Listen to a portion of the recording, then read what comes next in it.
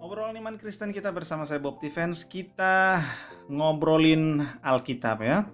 Kita ngobrolin Alkitab dan kali lalu kita sudah bahas kenapa sih Alkitab itu isinya perjanjian ya. Ya, kita tahu perjanjian itu karena untuk memulai hubungan dan Alkitab ditulis untuk kepentingan membangun hubungan yang Allah bangun antara Allah sendiri dengan umatnya, dengan manusia ciptaannya yang menjadi umat. Dan kita juga tahu umat berarti orang-orang yang membaktikan hidupnya kepada Allah. Allah dalam hal ini berperan sebagai pihak yang memberkati, melindungi, memimpin. Nah, kesempatan ini kita mau bahas satu pertanyaan, yaitu kenapa perjanjiannya ada lama dan baru gitu. Kenapa Alkitab ada lama dan baru? Jawabannya adalah perjanjian lama dan perjanjian baru karena ada dua perjanjian. Bukan karena Allah membuat dua perjanjian sekaligus, tapi Allah membuat satu perjanjian, tapi kemudian perjanjian ini dilanggar, dan karena dilanggar maka Allah membuat yang kedua. Untuk apa? Bukan supaya orang-orang yang melanggarnya kemudian di dalam perjanjian yang kedua mereka dihukum, bukan, tapi justru sebaliknya. Perjanjian yang kedua dibuat supaya menutup celah dari perjanjian yang pertama. Walaupun tentu saja keadilan Allah ditegakkan sehingga orang-orang yang melanggar akan dihukum. Karena dosa akan selalu dihukum oleh Allah. Tetapi dalam perjanjian yang kedua Allah menutup celah perjanjian yang pertama. Apa celah perjanjian yang pertama? Ya pelanggaran. Pelanggaran perjanjian. Ya mirip dengan kalau suami istri, maka satu pihak dalam hal ini istri itu melanggar perjanjian. Dan karena melanggar perjanjian ya janjinya batal dong. Kayak udah dilanggar gimana ceritanya? Nah, tapi Tuhan membuat yang kedua. Allah membuat yang kedua. Dan di yang kedua ini Allah menutup celah perjanjian yang pertama yaitu pelanggaran. Atau yang kita sebut dosa. Karena dosa itu adalah pelanggaran terhadap Allah gitu. Manusia melanggar janji setianya kepada Allah. Dia tidak lagi menjadi umat yang baik. Dia tidak lagi menjadi umat yang baik, artinya dia tidak lagi membaktikan dirinya kepada Tuhan. Dia tidak lagi mentaati apa yang Tuhan arahkan, pimpin, yang Tuhan katakan untuk dia lakukan. Tapi sudah mengikuti jalan pikirannya sendiri yang bertentangan dengan Allah. Mengikuti jalan hatinya sendiri yang menjauh dari Allah. Sehingga dia melanggar janji setia hubungan dengan Allah. Tidak lagi setia. Nah, di perjanjian yang kedua, Allah menutup celah pelanggaran ini, Allah menutup celah dosa ini dengan apa? Dengan kematian Yesus Kristus.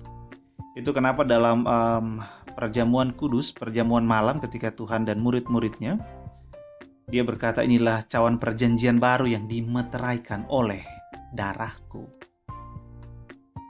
Dalam perjanjian yang kedua, oleh darah Yesus, Allah menutup celah perjanjian yang pertama. Sehingga apa? Sehingga hubungan manusia dengan Allah tetap bisa dipertahankan. Karena kalau tidak namanya orang tidak setia ya sudahlah gitu, ngapain kalau tidak setia? Tetapi tidak. Itu kenapa ada perjanjian baru atau perjanjian yang dibaharui atau perjanjian yang kedua. Karena Allah di dalam perjanjian yang kedua ini bertindak untuk menolong manusia sehingga manusia tidak lagi melanggar perjanjian dengan Allah. Kenapa? Karena kalau melanggar perjanjian dengan Allah, yang manusia resikokan adalah hubungan yang kekal dengan Allah. Dan tanpa Allah pencipta, manusia itu tidak dapat berbuat apa-apa. Manusia tidak mungkin berbahagia tanpa Allah pencipta. Jadi Anda yang merasa Anda dapat bahagia karena bisa melakukan semua sendiri tanpa Allah, itu pikiran yang gelap, pikiran yang salah. Anda harus berbalik dari jalan yang salah. Kenapa? Karena tanpa Allah pencipta, manusia itu hidup tanpa arah, tersesat, dan akan berakhir pada jurang yang dalam, yang benar-benar dalam tanpa ujung, endless pit. Nah, di dalam perjanjian lama, Tuhan berjanji kepada Israel. Dan melalui Israel Tuhan mengharapkan, makanya Israel menjadi bangsa imam, ya kan? Israel menjadi bangsa imam. Detail-detailnya kita akan bahas selanjutnya ya, khusus mengenai perjanjian yang lama. Tapi mengenai bangsa imam ini, ya Israel kemudian akan masuk kepada seluruh dunia, Israel akan memberkati seluruh dunia. Tetapi kan tidak bisa, kenapa? Karena Israel melanggar perjanjian. Sehingga dalam perjanjian yang baru, perjanjian yang kedua, Israel bukan lagi Israel, tetapi perjanjian yang kedua diadakan di dalam diri satu orang, bukan satu bangsa, yaitu Yesus Kristus. Makanya ada istilah di dalam Kristus, di dalam Kristus, di dalam Kristus. Kenapa? Karena perjanjian yang baru diadakan di dalam Kristus. Nah, ini pun secara detail akan kita bahas pada episode-episode selanjutnya. Nah, dalam episode ini kita sementara melihat kenapa ada dua perjanjian. Kenapa ada dua perjanjian? Dan saat ini kita tahu bahwa perjanjian yang pertama dilanggar, maka ada perjanjian yang kedua.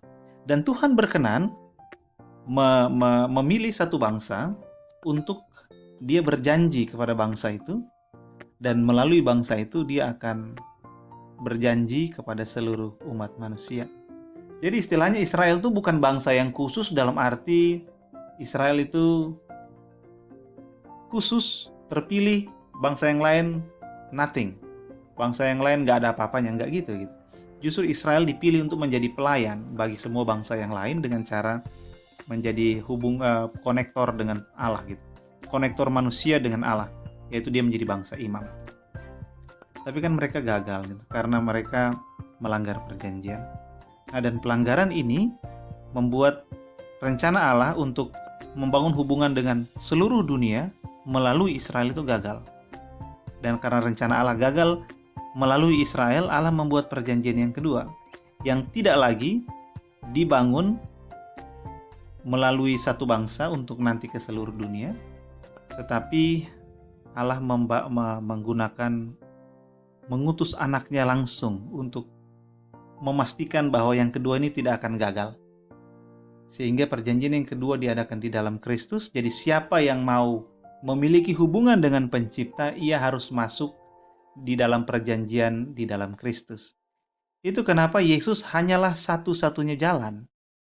Karena Allah menyiapkan perjanjian untuk membangun hubungan dengan manusia melalui Yesus Kristus.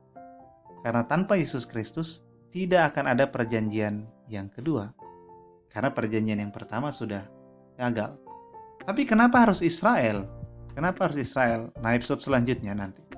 Tapi secara singkat kita bisa bilang, yaitu cara Allah gitu. Allah memilih Israel dan kemudian melalui Israel kepada seluruh dunia.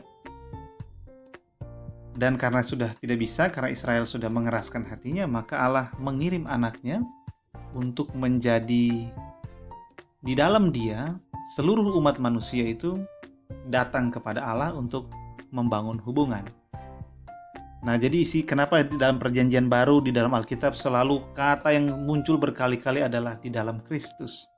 Di dalam Kristus. Dan itu juga kenapa Yesus Kristus menjadi pusat dari iman Kristen, menjadi pusat dari hubungan kita dengan Allah. Karena memang perjanjian untuk mengawali hubungan itu ada di dalam Kristus. Nah, saya harap pembahasan ini membuat kita melihat bahwa memang ternyata Yesus Kristus adalah sentral dari hubungan kita dengan Allah. Karena tanpa dia kita tidak mungkin berjanji. Kan kita tahu bahwa hubungan kita dengan Allah dimulai dengan perjanjian. Dan yang Allah siapkan perjanjiannya adalah di dalam Kristus. Tidak lagi melalui Israel, tetapi sekarang melalui Yesus Kristus. Nah, itu kenapa Tuhan Yesus bilang, akulah jalan, kebenaran, dan hidup. Dan tidak ada seorang pun yang sampai kepada Bapa kalau tidak melalui aku. Karena dialah pusat dari perjanjian. Di dalam dia.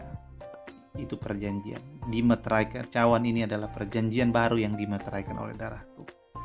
Nah, itu dia. Nanti dalam perjanjian baru kita akan lihat bagaimana darah ini sangat berperan di dalam membangun, mengawali hubungan kita dengan Allah. Sementara itu sejahtera dari Allah Bapa kita dan kasih karunia darinya menyertai Anda dan orang-orang yang Anda kasihi.